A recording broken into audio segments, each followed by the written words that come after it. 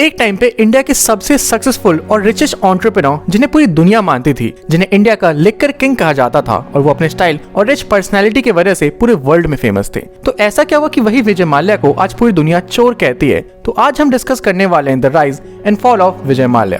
तो कहानी शुरू होती है विजय माल्या के पिताजी वित्तल माल्या से। सबसे पहले मैं बता दूं कि विजय माल्या एक वेल एस्टैब्लिश्ड बिजनेस फैमिली से आए थे और उनको बचपन में कभी भी पैसों की कमी नहीं हुई।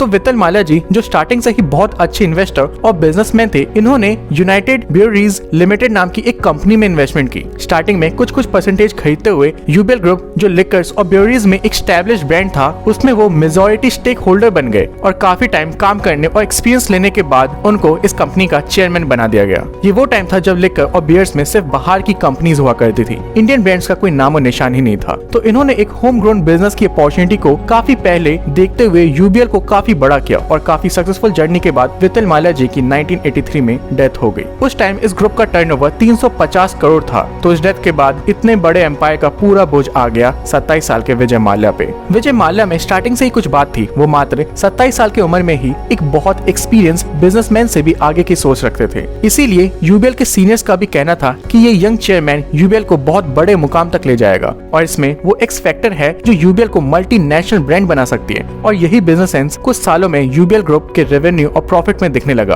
और जैसा कि मैंने आपको बताया था, जब विजय माल्या को ये कंपनी मिली थी तब इसका टर्नओवर था 350 करोड़ और इसकी वैल्यूएशन थी 40 करोड़, जो कि बाद में विजय माल्या के कार्यकाल में ही 6000 करोड़ तक पहुंच गई। विजय माल्या ने अपनी वेल्थ ग्रो करने के लिए बहुत सारे बिजनेसेस ट्राई किए, जैसे कि newspaper business, chemical business, engineering business और भी काफी सारे, लेकिन वो किसी में भी उतने सक्सेसफुल नहीं हो पाए और उन्हें जल्द ही ये समझ आ गया कि दारू बनाने से ज्यादा पैसा किसी में नहीं है। और यही वो टर्निंग पॉइंट था जो विजय माल्या को one of the most successful businessman की लिस्ट में टॉप पोजीशन पे रखता था। उनके ब्रांड किंगफिशर की वजह से यूबीएल ग्रुप मल्टीनेशनल कंपनी बना और आज वो 65 कंट्रीज में अपनी लिकर बेचते हैं। उन्होंने किंगफिशर ब्रांड की एडवर्टीजमेंट करने के लिए बहुत ही अलग और क्रिएटिव वेज निकाले, क्योंकि उस टाइम इंडिया में आप दारू की डायरेक्ट एडवर्टीजमेंट नहीं कर सकते थे। तो उन्होंने किंगफिशर नाम की एडवर्टीजमेंट करने का सोचा। बहुत सारे अलग तरीके, जैसे कि event, sponsorship, real estate business और यहाँ तक कि अपने ब्रांड को प्रमोट करने के लिए आईपीएल टीम भी खरीदी। ये सब इसलिए क्या, ताकि लोग देखें कि एक किंगफिशर नाम की कोई ब्रांड है जो काफी चर्चा में है, तो ऐसा करती क्या ये कंपनी। और इसी को कहते हैं अपनी इनडायरेक्ट एडवर्टीजमेंट कराना। और इन्हीं सब रीजंस की वजह से द किंग विजय माल्या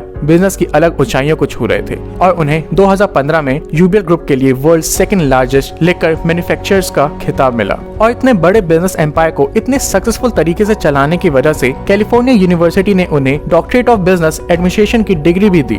तो सब कुछ इतना अच्छा चलने के बाद ऐसा क्या हुआ कि इतनी सक्सेसफुल कंपनी इतने बड़े कर्ज में आ गई? विजय माल्या के डाउनफॉल की कहानी शुरुआत होती है विजय माल्या के बेटे के 18वें बर्थडे से। इस दिन विजय माल्या ने किंगफिशर एयरलाइंस लॉन्च की थी, जबकि उनको सिविल एविएशन इंडस्ट्री में कोई भी एक्सपीरियंस नहीं था। मैं आपको थोड़ा सा एविएशन बिजनेस के बारे में बता दूं कि इस बिजनेस में बहुत ज्यादा पैसा लगता है और ये बहुत ही कम प्रॉफिट मार्जिन वाली इंडस्ट्री होती है। और इसका बहुत बड़ा एग्जांपल आप एयर इंडिया से देख सकते हो, जो कि लगातार 10 सालों से लॉस में। बट वो इन सब चीजों से कहां डरने वाले थे। उन्होंने एविएशन इंडस्ट्री को भी अपने दूसरे बिजनेस की तरह प्रीमियम बनाने का सोचा। किंगफिशर एयरलाइंस अपने कस्टमर सर्विस के लिए बहुत ज्यादा जाना जाता था। किंगफिशर एयरलाइंस अपनी लग्जरी ट्रैवल एक्सपीरियंस के लिए बहुत फेमस हुआ करती थी और अपने वाइन बिजनेस की तरह विजय माल्या ने यहाँ भी कस्टमर को खुश रखने के लिए बहुत अनोखे तरीके अपनाए, जिससे कस्टमर कभी भी नाराज होके नहीं जाते थे। और बहुत ही जल्द किंगफिशर को डोमेस्टिक फ्लाइट्स में लग्जरी एयरलाइंस का खिताब दिया गया और जल्द ही मात्र 2 साल के अंदर किंगफिशर एयरलाइंस का मार्केट शेयर 25% तक हो गया। और इसी बीच 2007 में फोर्ब्स ने विजय माल्या को 40th richest person of India बताया। लेकिन विजय माल्या इतने से खुश नहीं थे, उनको और बढ़ना था। उनको ये एयरलाइंस इंटरनेशनल फ्लाइट्स में ले जानी थी।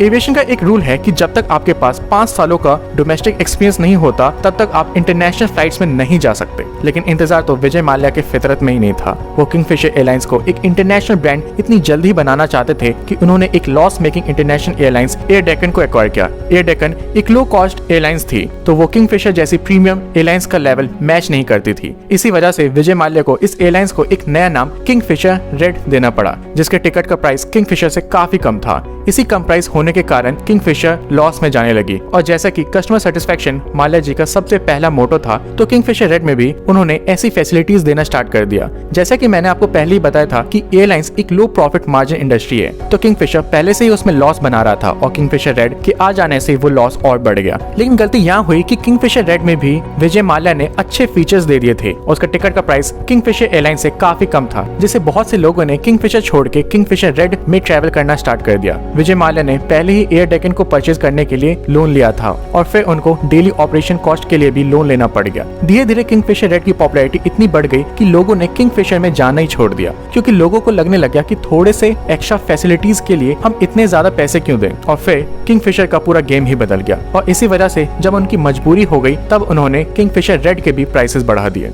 इस बढ़ते प्राइसेस के कारण लोगों ने दूसरे चीप ऑप्शंस में जाना स्टार्ट कर दिया और ना ही किंगफिशर चल पा रही थी और ना ही किंगफिशर रेड, और विजय माल्या कर्ज में फंसते चले जा रहे थे और कंडीशंस और खराब हो रही थी। जब 2008 का इकोनॉमिक क्राइसिस आया, इस टाइम फ्यूल के प्राइसेस इतने बढ़ गए कि किंगफिशर को और लॉसेस झेलने पड़ गए और कैश फ्लो की बहुत ही ज्यादा कमी के कारण किंगफिशर एयरलाइंस के बहुत बुरे दिन आ गए थे। सिचुएशन इतनी खराब हो गई थी कि उनको भारत पेट्रोलियम ने फ्यूल देने से ही मना कर दिया और धीरे धीरे किंगफिशर एयरलाइंस के एम्प्लॉइज जो कुछ सालों पहले तक बहुत खुश हुआ करते थे वो स्ट्राइक पे आ गए, क्योंकि उन्हें काफी महीनों से सैलरी नहीं मिली थी। एम्प्लॉइज ने काफी महीनों तक हड़ताल की, लेकिन विजय माल्या से कुछ रिस्पांस ना मिलने के बाद उन्होंने कंपनी छोड़ दी और 2012 में किंगफिशर एयरलाइंस ऑफिशियली बंद हो चुका था और गवर्नमेंट ने उनका लाइसेंस भी कैंसिल कर दिया। अब विजय माल्या पे इंटरेस्ट का भार बढ़ते जा रहा था, लेकिन विजय माल्या जो कि एक बहुत पावरफुल आदमी थे और इसके साथ साथ राज्यसभा के मेंबर होने के कारण उन्हें गवर्नमेंट बैंक से बहुत ज्यादा लोन मिले, जिसमें से सबसे ज्यादा लोन SBI और PNB से लिया गया था। मैं आपको बता दूं, SBI हर्षद मेहता फ्रॉड में भी सबसे ऊपर था।